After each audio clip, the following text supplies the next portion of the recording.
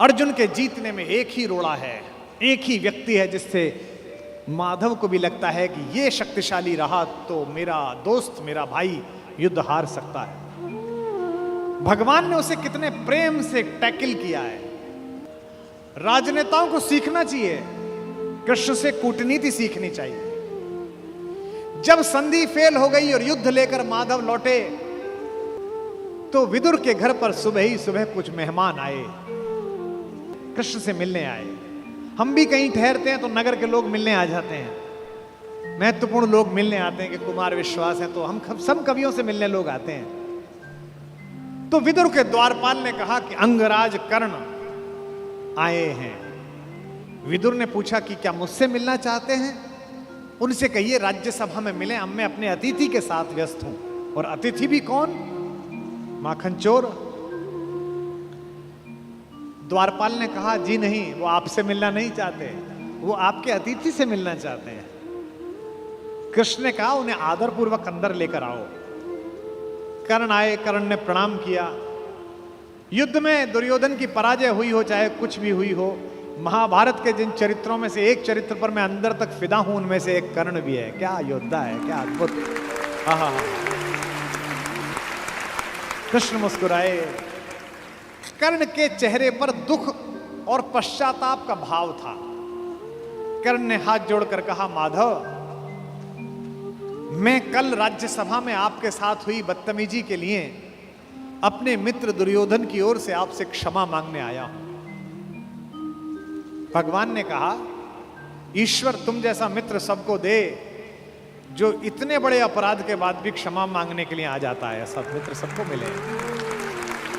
कर्ण ने कहा कि अगर आप मुझे थोड़ा सा भी माधव प्रेम करते हैं तो मेरे मित्र को क्षमा कर दीजिए। उसने गलती की, उसे दूत के साथ ये व्यवहार नहीं करना चाहिए था और आप जैसे दूत के साथ तो सोचना भी नहीं चाहिए था। भगवान ने कहा मैं उसे माफ कर दूंगा, लेकिन एक शर्त है कर्ण। अंगराज ने कहा कि इसी क्षण मैं आपको अंग प्रदेश का राज्य दे देता हूं। मेरा शरीर ले लीजिए पर मेरे मित्र को माफ कर दीजिए। कृष्ण ने कहा शरीर देने की इतनी उतावली में मत आओ अंगराज, समय तय हो चुका है, सबको देना पड़ेगा, तुमको भी देना पड़ेगा। पक्का तय हो, कर सकते हो तो इतना करो, अब मैं वापस पांडवों के पास जा रहा हूं, हस्तिनापुर की सीमा तक मुझे छोड़ के आओ। उसने कहा इससे बड़ा सौभाग्य का होगा कि मैं आपको छोड़ने चलूं। आइए मेरे रथ में बैठिए। कृष्ण ने कहा कि ठीक है, मैं तुम्हारे रथ में बैठ जाता हूं। आपकी कार में कोई बहुत बड़ा आदमी बैठने लगे तो कभी भी ड्राइवर से गाड़ी मत चलवाना। ड्राइवर से कहना तू नीचे उतर, सवार बहुत बड़ा है, अब ड्राइव मैं करूंगा, गाड़ी खुद चलाना सदा। कर्ण ने अपने चालक से कहा कि नीचे उतर, इस रथ पर त्रैलोक्य का स्वामी बैठने वाला है, ड्राइव मैं करूंगा। और कर्ण तो ड्राइवर का ही लड़का है, सूत पुत्र है, उसको तो आता ही है रथ चलाना, रथ चालक का बेटा है। कर्ण रथ चलाने लगा। भगवान पीछे से उतरकर कर्ण के पास आकर बैठ गए और थोड़ी देर बाद उसका रथ छोड़कर उसे अपने रथ पर बिठा लिया। वहां भी वही रथ चलाने लगा। अब भगवान ने उससे बातचीत शुरू की। देखिए कितने बड़े कूटनीतिज्ञ हैं ये कन्हैया, दिखते भोले हैं लेकिन परम चालू। इनको पता था कि एक ये आदमी है जो फजीता करेगा, इसका मनोबल तोड़ो। पहली बार कर्ण को यह पता चला जो भेद उन्होंने बताया। हरि बड़े प्रेम से कर धर कर ले चढ़े उसे अपने रथ पर। रथ चला परस्पर बात चली, शमदम की टेढ़ी घात चली। शीतल हो हरि ने कहा हाय, अब शेष नहीं कोई उपाय। कर्ण अब कुछ बचा नहीं, हो विवश हमें धनु धरना है। अब तो हमें यह धनुष उठाना पड़ेगा, क्षत्रिय समूह को मरना है। मैंने कितना कुछ कहा नहीं, विषबाण कहां तक सहा नहीं, पर दुर्योधन मतवाला है, कुछ नहीं समझने वाला है। चाहिए उसे बस रण केवल, सारी धरती की मरण केवल। ये जो अहंकार है कि मैं कुछ नहीं दूंगा, क्या बोला दुर्योधन 5 गांव माने पे? सूच्यग्रम नैव दास्यामि बुना युद्धे न केशवः। हे केशव, तुम 5 गांव मांगते हो, मैं सुई की नोक के बराबर भी जमीन नहीं दूंगा। हे वीर तुम ही बोलो अकाम। बिना पार्शल हुए बोलना। कर्ण से पूछ रहे हैं, क्या वस्तु बड़ी थी 5 ग्राम? 5 गांव ही तो मांगे थे, वह भी कौरव को भारी है, मत गई मूढ़ की मारी है। दुर्योधन को बोधूं कैसे, इस रण को अवरोधूं कैसे? सोचो क्या दृश्य विकट होगा रण में जब काल प्रकट होगा। बाहर शोणित की तप्त धार, भीतर विधवाओं की पुकार, निशस्त्र विशस्त्र बिल्लाएंगे, बच्चे अनाथ हो जाएंगे। चिंता में क्या और करूं, शांति को छिपा किस ओट धरूं। सब राह बंद मेरे जाने, अब पासा फेंका। पहले तो माहौल बनाया कि तुम सब मरोगे बेटा, तू भी मरेगा और तेरा यार भी। एक तरीका है बचने का, सब राह बंद मेरे जाने। हां एक बात है, यदि तू माने, देखो कैसे फुसला रहे हैं, तो शांति नहीं जल सकती है, समरागनी अभी टल सकती है। पा तुझे धन्य है दुर्योधन, तू एकमात्र उसका जीवन, तेरे बल की है आस उसे, तुझसे जय का विश्वास उसे। तू संग न उसका छोड़ेगा, वह क्यों रण से मुंह मोड़ेगा। जब तक तू उसके साथ है वो लड़ाई नहीं छोड़ सकता। बस ऐसा कर, तू उसे छोड़ दे। क्यों? क्या अघटनीय घटना कराल। एक बात बताऊं तुझे कर्ण, एक बड़ी कराल घटना इस खानदान में हो गई है, तुझे पता नहीं है। तू प्रता कुक्षिका, प्रथा मतलब कुंती, तू कुंती कोख का प्रथम लाल, तू कुंती का पहला बेटा है। ये पहली बार कर्ण को स्वयं भगवान श्री कृष्ण ने बताया है, सबसे पहली बार। अच्छा ये बात पहले भी बता सकते थे कभी, कर्ण तो रोज मिलता था। जब 14 साल का वनवास था तब बता देते, नहीं। अगर तुरुप का इक्का आ जाए तो शुरू में मत फेंको, बचा के रखो, फाइनल टेबल पे काम आएगा। अब कर्ण को बता रहे हैं कि तू तो कुंती का लड़का है, पनसूत अनादर सहता है, कौरव के दल में रहता है, किस्मत के फेरे में पड़कर का प्रेम सदा बसा दुश्मन के घर, निज बंधु मानता है पर को कहता है शत्रु सहोदर को। पर इसमें दोष न तेरा है, तेरा कोई दोष नहीं है। अब कहा मान इतना मेरा, अब इतनी मान, चल होकर संग अभी मेरे, जहां 5 भ्राता तेरे। कहते हैं एक काम कर, अब मेरे रथ पे से उतरी मत, अब मैं हाँक रहा हूं और सीधा वहीं जाकर रुकेगा जहां तेरे 5 भाई हैं। जिसको जिंदगी में किसी ने भाई नहीं कहा, जो मां की एक पुकार के लिए जीवन भर तरसा है, उसको जिंदगी का सबसे बड़ा प्रलोभन दे रहा है हमारा कान्हा। क्या कह रहा है? बिछुड़े भाई मिल जाएंगे, सब मिलकर मोद मनाएंगे। कुंती का त्यू ही परम तनय ज्येष्ठ, बल बुद्धिशील में परम श्रेष्ठ। और क्या करेगा? पद त्राण भीम पहनाएगा, भीम तेरे को चप्पल पहनाएगा। कैसे कैसे लालच है, कैबिनेट मिलेगी,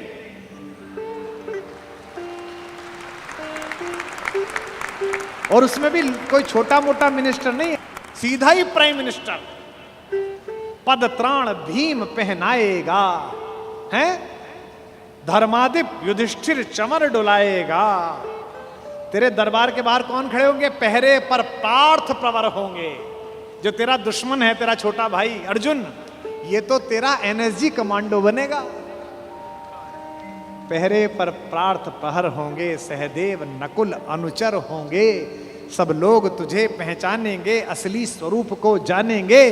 खोई मणि को जब पाएगी, आखिरी दाव जो मारा है, खोई मणि को जब पाएगी, कुंती फूली न समाएगी। क्या लालच है, क्या लालच है। आहा हा हा। कुरुराज स्वयं झुक जाएगा, संसार बड़े सुख में होगा। कोई न कहीं दुख में होगा। सब गीत खुशी के गाएंगे, तेरा सौभाग्य मनाएंगे। और आखिरी में ऐसी बात कहता है, और कौन दुनिया को जो देता है वो भीख मांग रहा है। मेरे कन्हैया को पृथ्वी की आग टालने के लिए भीख मांगनी पड़ी। कुरुराज समर्पण करता हूं, पूरा राज्य कुरुराज समर्पण करता हूं, साम्राज्य समर्पण करता हूं, यश मुकुट मान सिंहासन ले, बस एक भीख मुझको दे दे। कौरव का तज रण शोक सखे, भूखा भावी हर शोक सखे। ये तो कन्हैया हैं जो इतनी स्ट्रेटेजी अपनाते हैं। किस लिए? देखो, ये बड़ा गहरा गणित है, इसको समझो। इस दाव को चलने में कृष्ण का कोई नुकसान नहीं है। अगर कर्ण इधर आ जाता तो महाभारत समाप्त हो जाती। और एक ऐसा योद्धा जो सुबह दोपहर शाम इसी बात की कसम खाता था कि अर्जुन को मारना है, इन पांडवों को मारना है, इसके कलेजे में ये बात डाल दो कि ये तेरे भाई हैं, तो जब युद्ध लड़ेगा तो थोड़ा तो हाथ कांपेगा, थोड़ा तो दिल के अंदर कुछ दुख दुख पैदा होगी। शत्रु की मानसिकता को कमजोर करना, शत्रु की मानसिकता पर प्रहार करना, यह काम है। लेकिन कृष्ण की इस कथा में थोड़ा स्मरण कर्ण का भी कर लो कि उस जैसा कोई आदमी भी पैदा नहीं हुआ जो इतनी सारी चीजों को ठुकरा दे और खुल के कह दे, हे ऋणी कर्ण का रोम रोम, जानते सत्य यह सूर्य सोम, तन मन दुर्योधन का है, यह जीवन दुर्योधन का है। और दो पंक्ति जो कही है कर्ण ने, मैं उसकी दृढ़ता को और उसके समर्पण को प्रणाम करता हूं। सुरपुर से भी मुख मोड़ूंगा, केशव मैं उसे न छोड़ूंगा।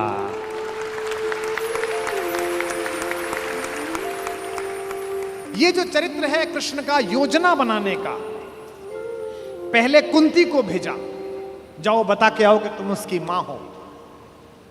मां ने कहा कि तू वापस आ जा, तो उसने एक वरदान दिया मां को। मां ने कहा, अभिलाष लिए तो बहुत बड़ी आई थी, पर आस नहीं अपने बल्कि लाई थी। था एक भरोसा यही कि तू दानी है, अपनी अमोघ करुणा का बड़ा अभिमानी है। उसने भी कहा, मां मैं तुझे वचन देता हूं कि तेरे 5 बेटे जीवित रहेंगे।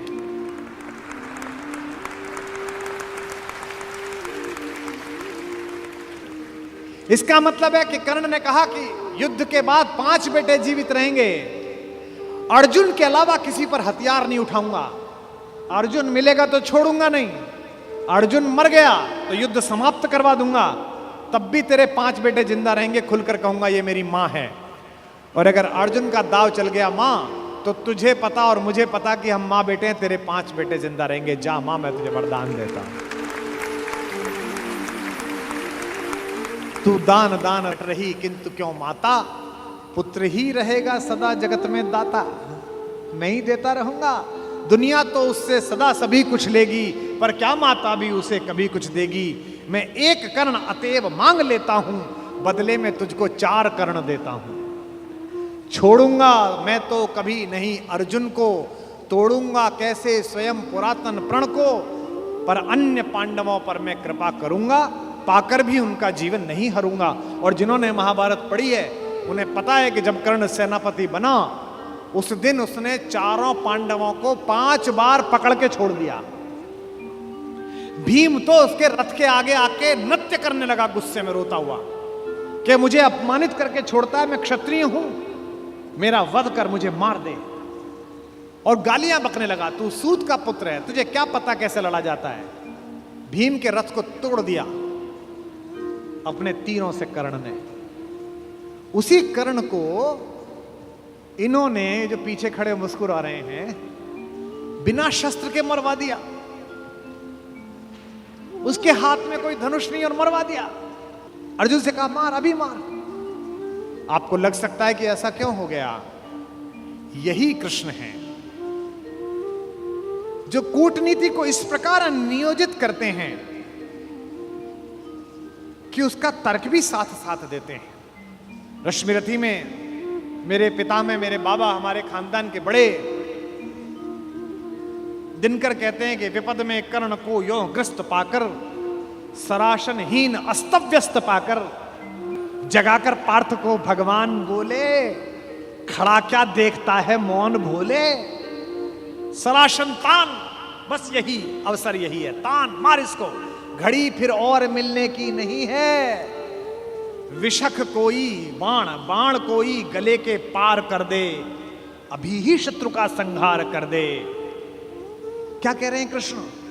सोचो क्या कह रहे हैं। धर्म की धुरी लाने वाले, जिन्होंने पैदा होने से पहले यह कहा था कि भैया जब जब धर्म की हानि होगी तब तब मैं आऊंगा।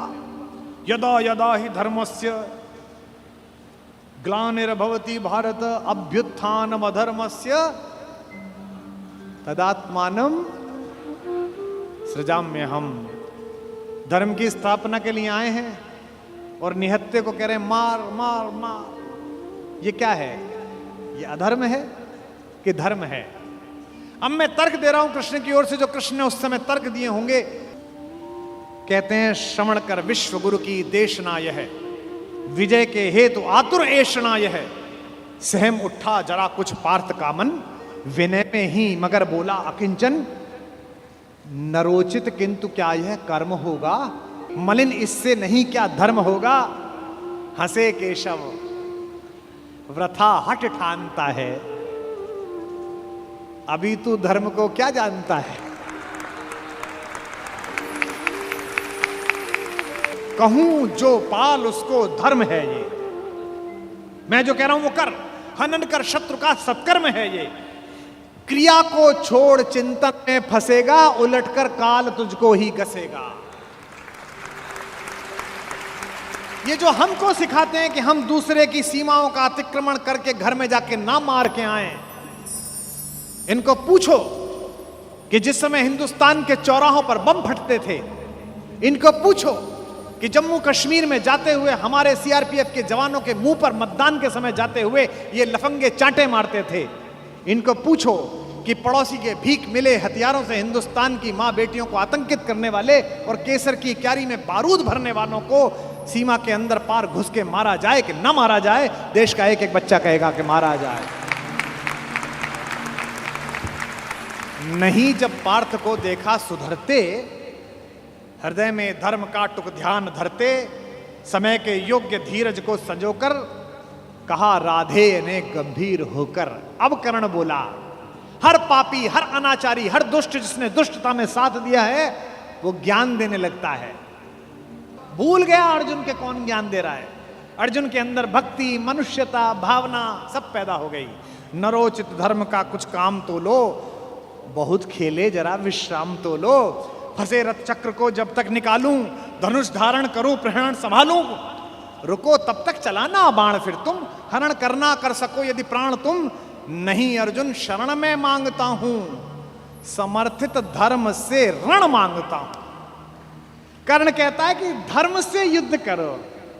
कृष्ण मुस्कुराए कि बेटा अब फंसा के, अब मैं तुझे धर्म समझाता हूं, है ना। उपस्थित देख हो न्यायार्थ हरि को, निहारा पार्थ ने हो खिन्न हरि को। अर्जुन का तो सॉफ्टवेयर हैंग हो गया। इसे मारूं कि ये जो कह रहा है धर्म वो पालू। और जब सॉफ्टवेयर हैंग हो जाए तो क्या करना चाहिए? जब तुझसे ना सुलझे तेरे उलझे हुए धंधे, भगवान के इंसाफ पर सब छोड़ दे बंदे। खुद ही तेरी मुश्किल को वो आसान करेगा, जो तू नहीं कर पाया वो भगवान करेगा। उपस्थित देख यो न्यायार्थ हरि को, निहारा पार्थ ने हो खिन्न हरि को। मगर भगवान किंचित भी न डोले। अभी तक तो हंस रहे थे, मुस्कुरा रहे थे, करते मार। जैसे ही कर्ण ने धर्म बोला, भगवान के अंदर से आग निकली। कुपित हो वज्र सी यह बात बोले, प्रलापी ओ उजागर धर्म वाले, बड़ी निष्ठा बड़े सत्कर्म वाले। मरा अन्याय से अभिमन्यु जिस दिन, कहां पर सो रहा था धर्म उस दिन।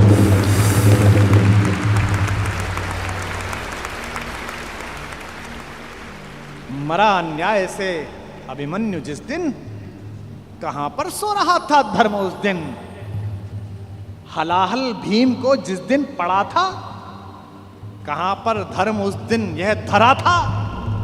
लगी थी आग जब लाक्षा भवन में, हंसा था धर्म ही क्या तब भुवन में। और एक पंक्ति, बेटे पे आ जाए, पत्नी पे आ जाए और मां पे आ जाए तो खून खौल जाता है। अर्जुन का खून खौला रहे हैं भगवान मेरे। सभा में द्रौपदी की खींच लाके, सुयोधन की उसे दासी बताकर, सुवामा जाति को आदर दिया जो, बहुत सत्कार तुम सबने किया जो। नहीं वह और कुछ सत्कर्म ही था, उजागर शील भूषित धर्म ही था।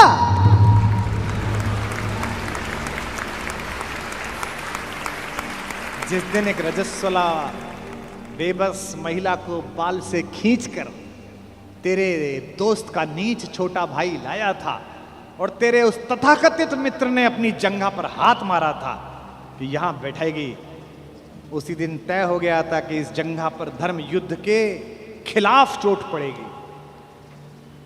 जो युद्ध जानते हैं वो सब जानते हैं, जुए में हार कर धन धाम जिस दिन, हुए पांडव यति नष्काम जिस दिन, चले वनवास को तब धर्म था वह, शकुनियों का नहीं अपकर्म था वह। और कोई अपकर्म नहीं होता।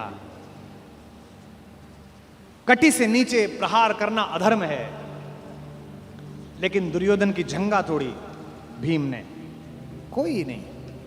ये जो रणनीतिकार कृष्ण है। खांडव दहन हुआ, आप सबको पता है, आग लग गई, आग बुझी नहीं, इंद्र से भी नहीं बुझी। तो इंद्र ने अपने बेटे से कहा, अर्जुन से कहा कि भाई बुझा। सर्पों ने कहा कि बुझा। अर्जुन ने बादलों में तीर मारा और बादल बरसे। जब पुरुषार्थ आ जाता है तो तीर आदमी ऐसे ही मारता है, कभी बादल में मारता है, कभी जमीन में मारता है। पिता में भीष्म जब पड़े हुए थे शरशैया पर, उनके मुंह से निकला पानी। कोई सोने के मटका लाया, कोई चांदी के मटके लाए। उन्हें अर्जुन की तरफ देखा कि पड़पोते पानी। अर्जुन ने तीर मारा पृथ्वी पे। कुरुक्षेत्र चले जाइए, आज भी आपको मिल जाएगी वो नदी जहां जमीन का स्तर तक, वहां तक तीर गया। और साइंस देखिए तीर की, ड्रिलिंग देखिए कि उतनी ही तेजी से गया और धार उतनी ही आई जो पिता में भीष्म के होठों तक आई। आज भी अर्जुन के तीर से निकली हुई इस नदी को हमारे उत्तर भारत में बाण गंगा कहा जाता है। कभी दर्शन करके आइए उसमें।